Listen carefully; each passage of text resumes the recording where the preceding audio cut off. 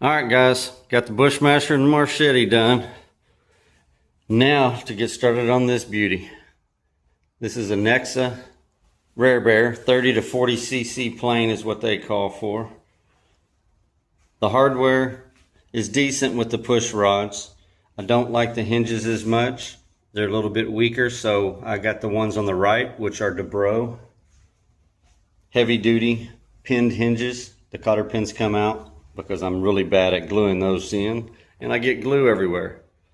But look at the colors on this thing. It is just beautiful. I will of course be going in with epoxy and glue and reseaming everything that I can get my hands on, just because that's how I like to do it, because you never know if they did it perfect at the factory. I do know that these doors, when I get to those, I have not put those on yet to check the fit, but I know a lot of people are having problems with these closing all the way. So make sure before you glue any hinges in there that you double check the fitment. I'm going to be going with a 61 GP from Joe Lewis at Aviator Plus RC with the pit style muffler. Everybody said they were having to add 2 to 3 pounds. I figured, why not do a lot of that with the motor? These are the Frsky Act servos, 5414Hs. They're cordless, ungodly amount of torque, metal gear, aluminum case, digital servos, high voltage, so you never have to worry about it. Run your 2S lipos through all your planes and don't worry about them catching fire. On the hinges, I went with the Dubrow on the right. They're the heavy duty hinges with the cotter pins that slide in so you can remove each half. Easier for me because I seem to get glue everywhere when I try to do hinges. So I'm going to try these out and see if they help me. The ones they came with are okay, I guess. They just seem to bend and flex a lot easier than the Dubrows. The quality of the kit's alright, but we'll get into that later as we start the build.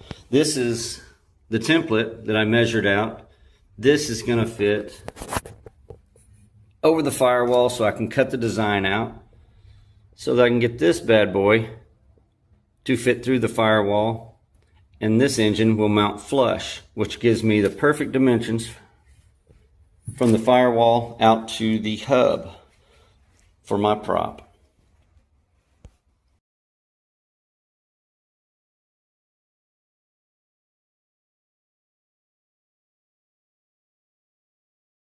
Alright, so I got the motor mounted, just temporary, to make sure everything fits. Everything seems to have clearance. Here's the choke. Ooh, gotta put that tape back on. And this choke lever actually is already mounted through the case from the factory on the GP61. That's an added bonus. Now let's try the exhaust and make sure we got enough clearance for it.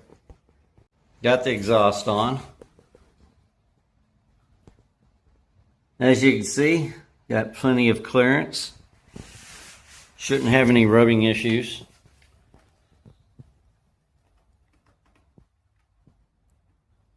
So I'm definitely excited about that. Seemed to work out good. Now all I have to do is strengthen up and build a plate for the backside to go up at that angle. Alright, so I got the cowl cut out for the exhaust, airflow out, and for the spark plug. Let's see if she fits right.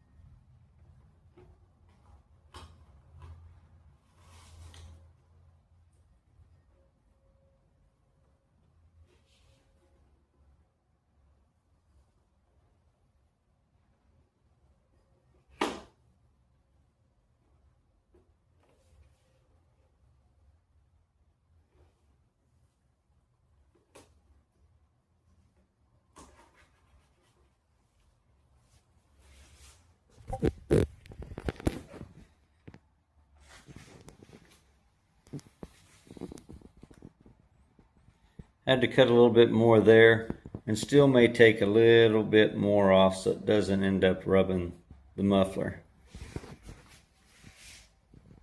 Right after that point, it seems to be fine. There's where my spark plug will go. Plenty of exit air. I call that good. I got the 5-inch spinner and 23/8 prop on there. This will be swapped out for a 4-blade later on. But this is to show you the fitment with the GP61. Flush with the firewall.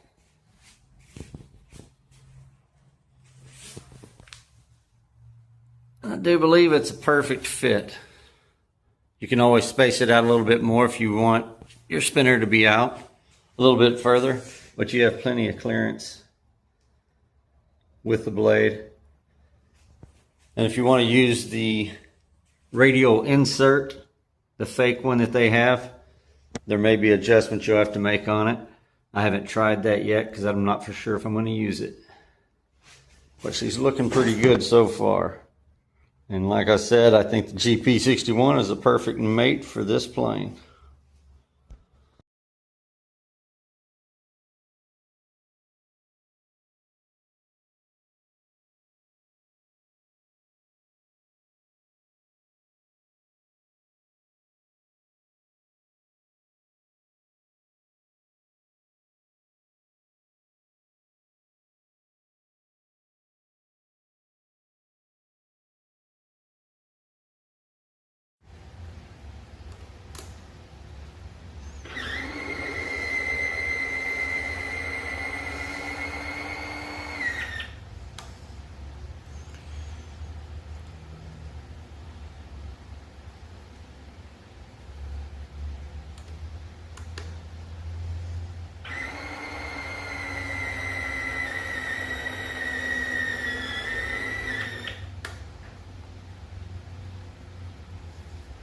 Longer.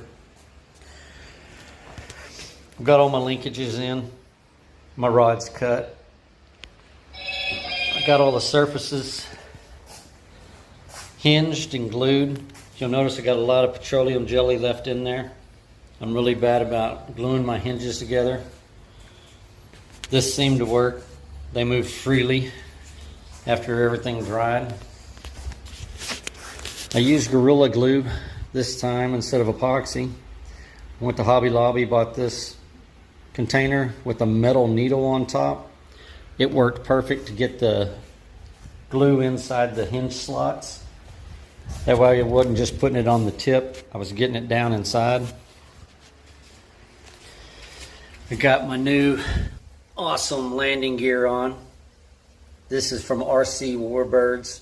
Chris and Cindy can help you over there if you want a set.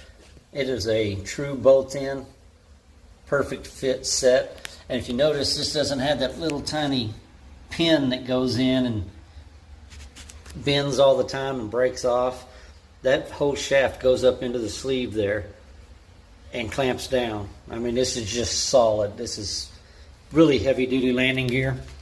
Everybody's adding pounds of weight to the front of these planes. I went with heavier landing gear and a heavier motor, so hopefully that'll help. I got my muffler on. I use Permatex Ultra Red gasket maker. It's the high temp, 650 degrees. And what I like to do is take it, put it around all the threads. Then I put a lock washer on and I coat all around the head and the lock washer here. So when I slide it down in there, it's inside the tube. Once it gets tight and dries, it usually doesn't vibrate back out. I got all my wire sleeves on. My Act servos that I got from Bruce over at A&E RC Products.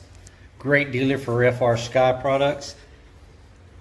There's my TWS R12 and my X14S that I'll be running in here. Another thing that I like are these tubes. I get them off Amazon. They fit over your CA glues. That way you can get to all the places and the ribs and everything you can't reach. It helps you reach all that stuff. I glued on my wood blocks that my servos for my wings go in.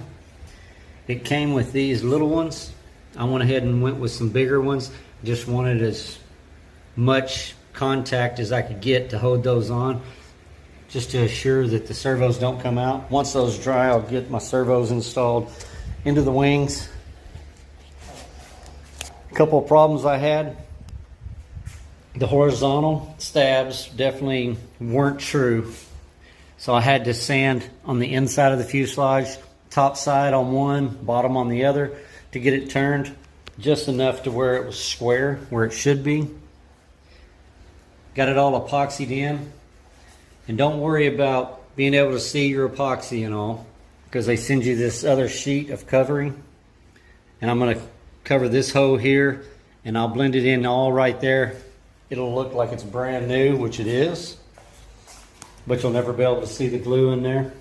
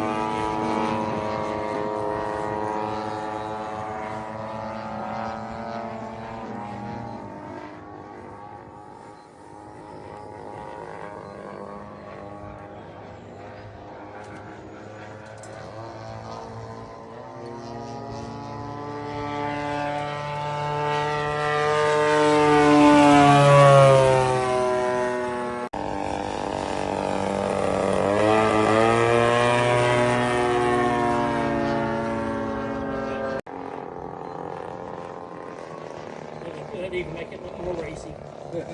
Number on it.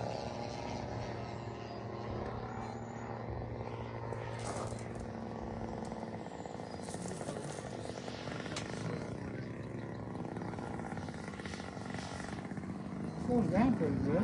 It's like real.